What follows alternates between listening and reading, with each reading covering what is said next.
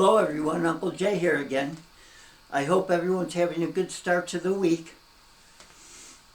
We're having still cold weather here, like maybe the highs in the upper 50s. Now it's 30 something tonight, it's going down to 22.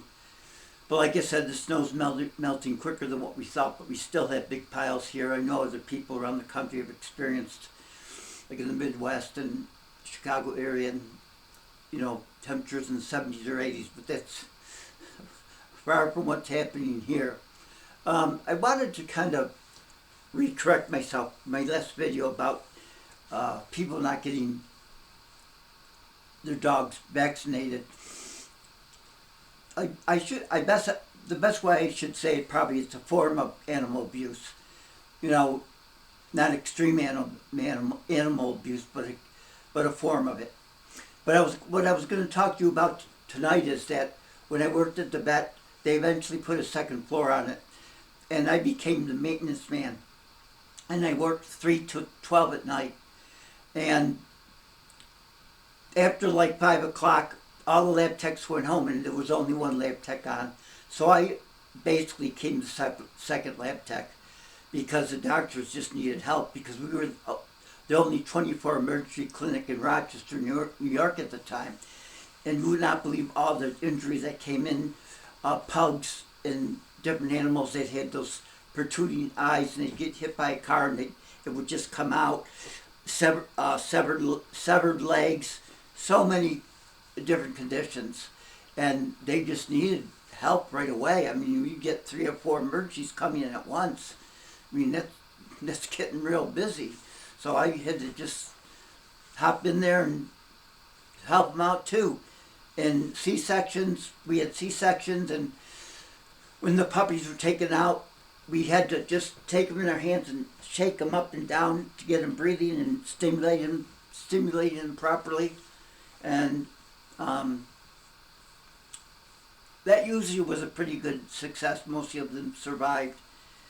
But what I wanted to mention about that is that just always make sure that your animal's not loose, that it can't get hit by a car, or is in an area that is extremely fenced in and has no place to get out, because that's mostly what the hit by cars were.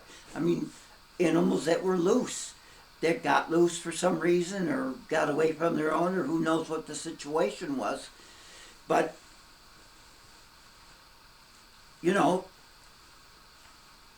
mostly being hit by a car was most of the injuries that we saw at the time.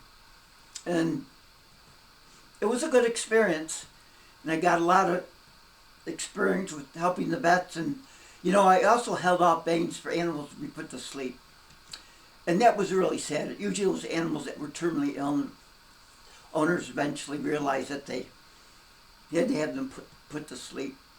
And some owners don't accept that, and they let their animal suffer because they don't want to put it to sleep, and they're thinking more about themselves than the animal. So when people would come in and have their animals put to sleep, I would go out to the lobby and talk to the people. And the vets would come up to me and say, "What do you say to them? They feel so much better."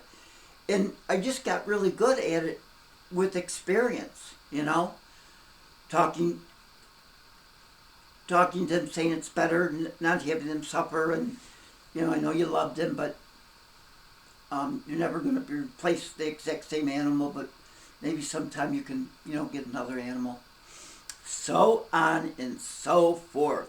What I always say, try not to anymore. So I have this new lighting in my studio. I hope you can see it. It's a flashing salt lamp, and then another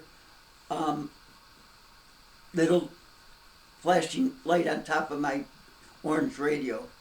And don't think I'm wearing the same shirt every time, because I must have, wouldn't count them, but I would estimate probably 75 orange shirts. So every day it's a different orange shirt. Never think it's the same. So I hope everybody, like I said, is having a good start to the week. And always stay healthy, happy. And remember, always treat others the way you would like to be treated. Until the next time, this is Uncle Jay saying adios.